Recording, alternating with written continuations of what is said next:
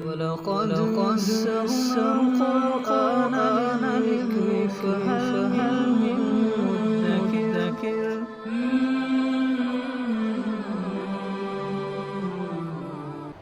سورہ انعام آیت نمبر 141۔ اعوذ باللہ من الشیطان الرجیم،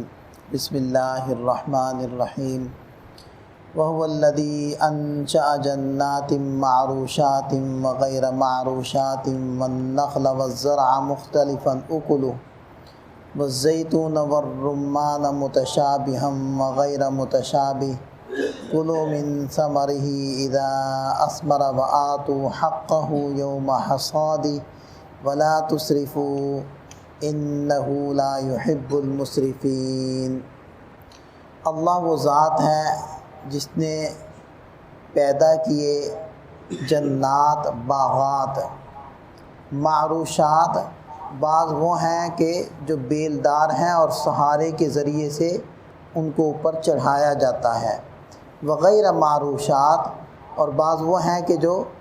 بیلدار نہ ہونے کی وجہ سے جن کو سہاروں پر نہیں چڑھایا جاتا۔ سابقہ آیات میں مشرکین کی کچھ بری عادتیں اور ان کے افتراءات کا بیان تھا کہ وہ اپنی کھیتی میں سے، اپنے حیوانات میں سے ایک حصہ اللہ کے نام کا نکالتے تھے، دوسرا حصہ بتوں کے نام کا نکالتے تھے۔ اب دیکھیں کہ اللہ نے کھیتی بھی پیدا کی، حیوانات بھی پیدا کیے، اور اس کا شریک ٹھہرا رہے ہیں ان بتوں کو جو بے شعورے ہیں، بے عقلے ہیں، خود ان کے اپنے ہاتھ سے تراشیدہ ہیں، کوئی ان کے اندر عقل سمجھ نہیں، وہ سنتے دیکھتے نہیں۔ اور پھر اس کے اوپر کمال یہ کرتے تھے کہ اللہ کا حصہ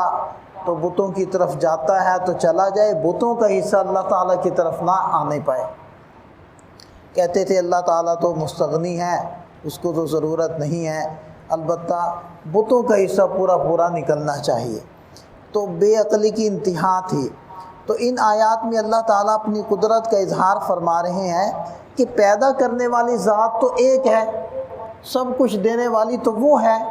پھر بت کون ہوتے ہیں کہ جو اللہ تعالیٰ کے ساجی اور شریک ہو جائیں؟ تو لہذا ارشاد فرمایا کہ دو قسم کے عام طور پر پھلدار درخت ہوتے ہیں، ایک ہوتے ہیں بیلدار کہ جن کو سہارے پر چڑھانے کی ضرورت ہوتی ہے،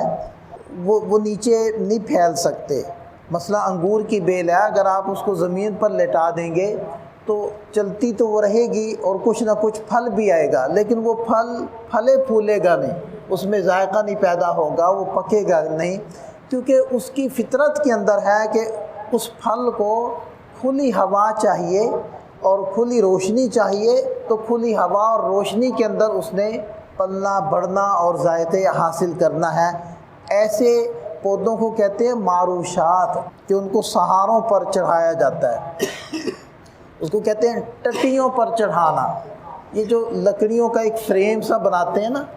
چھپر آپ کہہ لیں، چھپر نما ایک فریم سا بناتے ہیں کہ جس کے اوپر ان بیلوں کو چڑھاتے ہیں، جیسے کہ ترکاریوں میں سے بھی یہ جو توریاں ہیں ان کو چڑھاتے ہیں، تو اس فریم کو ٹٹیاں کہتے ہیں۔ آپ دیکھیں گے کہ پرانے ترجموں کے اندر ایسے ہی تقریباً سب ترجموں میں یوں ہی لکھا ہوا ہے کہ معروشات وہ پودے کے جن کو ٹٹیوں پر چڑھاتے ہیں، یعنی ان سہاروں پر، اور غیر معروشات اور دوسرے وہ ہیں کہ جن کو سہاروں پر نہیں چڑھاتے، یا تو وہ بیلدار نہیں ہیں، جاندار ان کے تنے ہیں، یا پھر وہ بیلدار تو ہیں لیکن ان کی فطرت میں نہیں ہے کہ وہ سہاروں پر چڑھیں، جیسے کہ خربوزے اور تربوز کی بیلیں ہیں، ان کی طبیعت کے اندر ہے کہ وہ زمین پر پھیلیں اور ان کا پھل بھی زمین کے اوپر رکھا رہے، ان کو زیادہ ہوا کی، زیادہ روشنی کی ضرورت نہیں ہے، وہ پتوں میں بھی ڈھکے رہیں تو ان کا مسئلہ نہیں ہے۔ جیسے کہ آپ یہ دیکھتے ہیں کدو، پیٹھا کدو، ویسے بھی دوسرے بھی جو کدو ہیں، تو ان کی فطرت میں اب وہ اکثر پتوں میں ڈھکے رہتے ہیں، چھپے رہتے ہیں،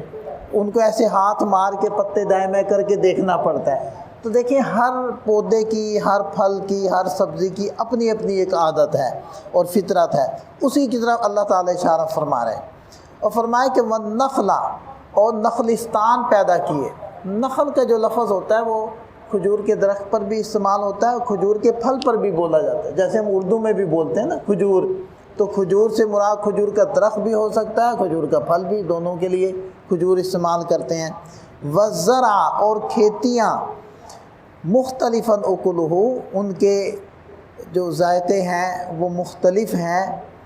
ہر پھل کا ذائقہ مختلف ہے، ہر سبزی کا مختلف ہے، اناج مختلف ہیں۔ والزیتون، زیتون اللہ نے پیدا کیا، والرمان اور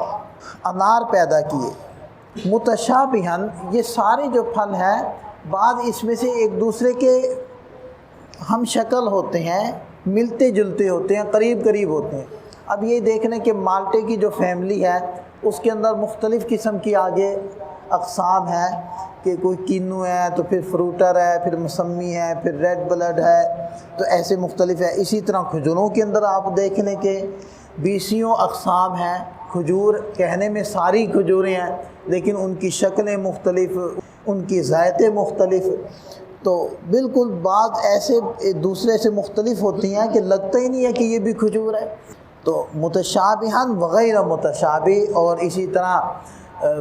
غیر متشابہ بھی ہوتے ہیں، ایک دوسرے سے بالکل مختلف بھی ہوتے ہیں پھل۔ کلوا من ثمرہ، کھاؤ اللہ کے پھلوں میں سے، اذا اثمر، کہ جب وہ پھل پک جائے، کہ جب وہ درخت پھل دیتے ہیں تو ان کے پھلوں میں سے کھاؤ۔ وآتوا حقہ، اور اس کا حق ادا کرو، اللہ کا حق ادا کرو ان پھلوں میں سے۔ یہ مکی آیات ہیں، لہٰذا مکہ مکرمہ کے اندر عشر کا حکم تو آ چکا تھا لیکن اس کی مقدار متعین نہیں تھی۔ ایک تو مقدار اس لیے بھی متعین نہیں تھی کہ مکہ میں ویسے بھی باقاعدہ باضابطہ کھیتی نہیں تھی، بہت کم و بیش بعض دور کے علاقوں کے اندر ایسا ہوتا تھا۔ دوسری بات یہ ہے کہ مسلمانوں کو وہاں ان کی کمزوری کی کیا صورتحال تھی یہ سب کو پتہ ہی ہے۔ تو جو عام رواج تھا عربوں کا کہ جس دن کھیتی کاٹ رہے ہیں، جس دن پھل توڑ رہے ہیں،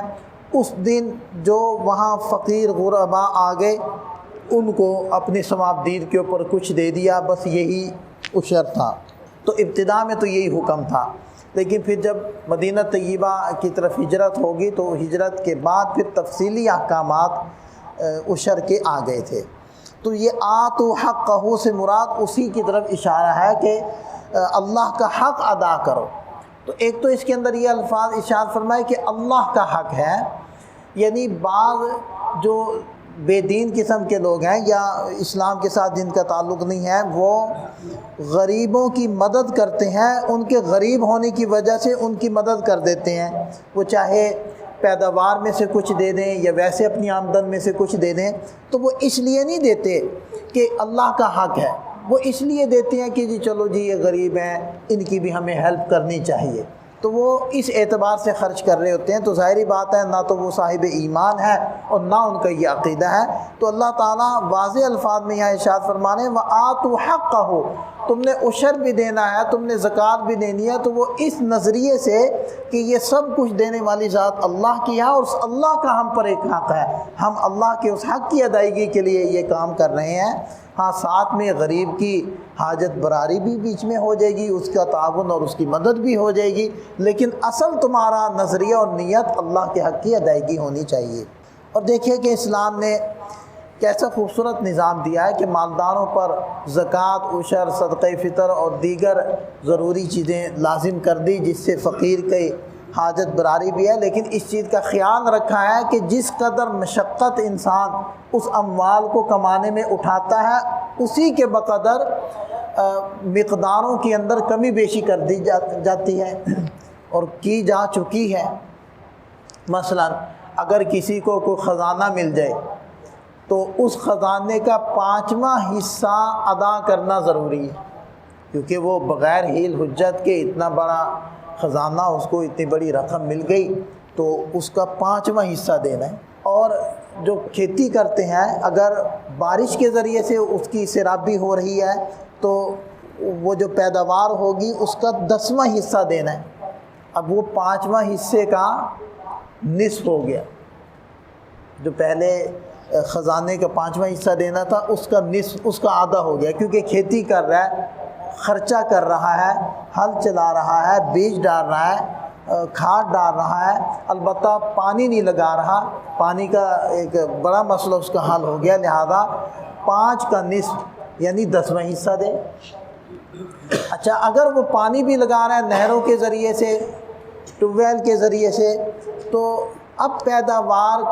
کے اندر اس کے اخراجات بڑھ گئے، لہذا 10 کا نصف دینا ہے، لہذا 20واں حصہ عشر اس نے دینا ہے۔ اور یہ جو روپیہ پیسے انسان کماتا ہے، ظاہر بات ہے کاروبار کر کے کماتا ہے، مشقت اٹھاتا ہے، تکلیف اٹھاتا ہے، تو یہ جو پیسہ کمانے والی مشقت ہے، ظاہر بات ہے پیداوار سے زیادہ ہے، اس کے اندر مشقت بڑھ گئی تو اللہ کی طرف سے جو حکم تھا وہ بھی کم ہو گیا زکوٰۃ کا، لہذا 20ویں کا نصف یعنی 40واں حصہ زکوٰۃ فرض، تو مشقت کے بقدر وہ کمی کر دی گئی ہے۔ تو بہرحال ارشاد فرمایا وَآتُوا حَقَّهُ یوم حصادہ، جس دن اس کو کھیتی کو کاٹا جائے یا پھل کو توڑا جائے تو اس کا حق ادا کرو، وَلَا تُسْرِفُوا، اور حد سے تجاوز مت کرو خرچ کرنے کے اندر۔ ویسے تو کلی ضابطہ ہے، عمومی طور پر یہ ضابطہ بیان کر دیا گیا کہ کسی بھی کام کرنے کے اندر حد سے مت بڑھو، لیکن خاص طور پر یہاں اس تناظر کے اندر اگر آپ دیکھیں تو خرچ کرنے کے اندر یعنی اللہ کی راہ میں خرچ کرنے کے اندر بھی ایک حد بندی کر دی گئی کہ اتنا خرچ مت کرو کہ تم خود دوسروں کے محتاج ہو جاؤ، تمہارے بیوی بچے محتاج ہو جائیں۔ لہذا احادیث کے اندر اس چیز کی تعلیم موجود ہے کہ آپ علیہ السلام فرماتے ہیں کہ تم اپنی اولاد کو غنی چھوڑ کر جاؤ، یہ بہتر ہے اس سے کہ تم لقمے لقمے کو محتاج کر جاؤ ان کو، یعنی سب کچھ خرچ کر دیا اور پیچھے اولاد بیچاری محتاج ہوگی، مانگنے کے اوپر مجبور ہوگی، اور اسی طرح خود سب کچھ خرچ کر دیا اور پھر ضرورت کے وقت میں تم پریشان ہو اور تمہیں احتیاجی ہو رہی ہے، تو ایسا مت کرو۔ انہ لا يحب المسرفین، یقیناً حد سے تجاوز کرنے والوں کو اللہ پسند نہیں فرماتے۔ ومن الانعام، اور چوپاؤں میں سے اللہ تعالیٰ نے پیدا کیے حمولہ، ایسے حیوانات جن کے اوپر تم وزن لادتے ہو، جو زمین سے اونچے ہیں، جیسے اونٹ ہے، گھوڑا ہے، خچر ہے، گدھا ہے، یہ اونچے ہیں اور یہ حمولہ ہیں، بوجھ اٹھاتے ہیں۔ وفرشا، اور کچھ ایسے حیوانات پیدا کیے جو بچھے ہوئے ہیں زمین کے اوپر، یعنی زمین کے قریب ہیں، وہ بوجھ لادنے کے لیے نہیں ہے، جیسے کہ بکری ہے، بھیڑ ہے، یہ دیکھیں یہ زمین کے قریب ہے، گویا کہ زمین کے اوپر بچھے ہوئے ہیں۔ کلوا مما رزقکم اللہ، کھاؤ اس میں سے جو اللہ نے تمہیں رزق دیا۔ ولا تتبعوا خطوات الشیطان، اور شیطان کے نقش قدم کی اتباع مت کرو۔ اس کی اتباع نہ کرنے کا مطلب یہ ہے کہ کچھ حصہ شیطان کے نام پر مقرر مت کرو، جیسے مشرکین کچھ حیوانات کو چھوڑ دیتے تھے بتوں کے نام پر، ایسا مت کرو۔ انہ لکم عدو مبین، یقیناً شیطان تمہارا کھلا دشمن ہے، اس کی باتوں میں مت آؤ اور اس کے نام پر کچھ بھی خرچ مت کرو، اللہ کے نام پر خرچ کرو، اللہ نے جو احکامات دیے ہیں ان کو سامنے رکھو اور ان کے اوپر عمل کرو۔ اللہ تعالی ہمیں سمجھ عطا فرمائے، عمل کی توفیق عطا فرمائے۔